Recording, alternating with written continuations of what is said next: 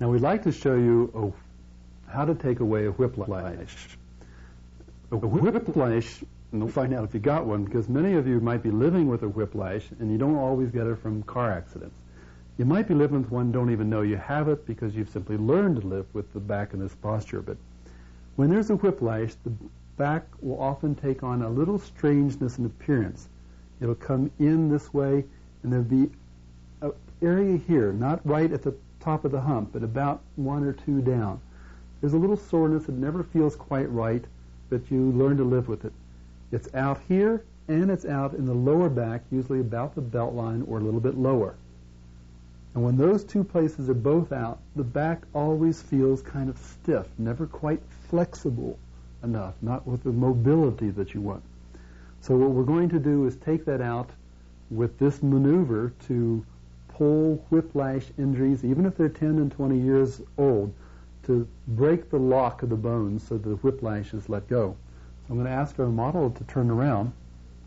The key point of this is that you want to take the shoulder and put it right against your own chest or your breastbone, right, about this height. And then you reach around and you get hold of the arm so that you can have a firm hold of the person you're working on.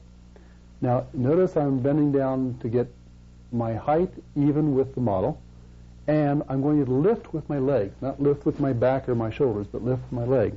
I'm going to do this with an appropriate speed, so if you hang on a second, you'll take a deep breath, and then let go.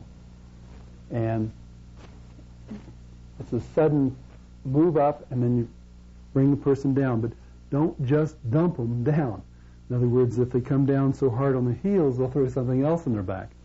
You do it first on one side, and then you do it on the other side. So you put the shoulder against your chest, you grab hold, and ask the model to take a deep breath, and as I let go, like this. So if you do it on both sides, then the uplifting power to it will break the lock of the bone, and then as you come down, it sort of jars it out of its old lock position. And that's the most valuable thing you can do for a whiplash. You may have gone to a chiropractor many times and it never let loose because it was locked there. And this sudden movement helps unlock it and let it go.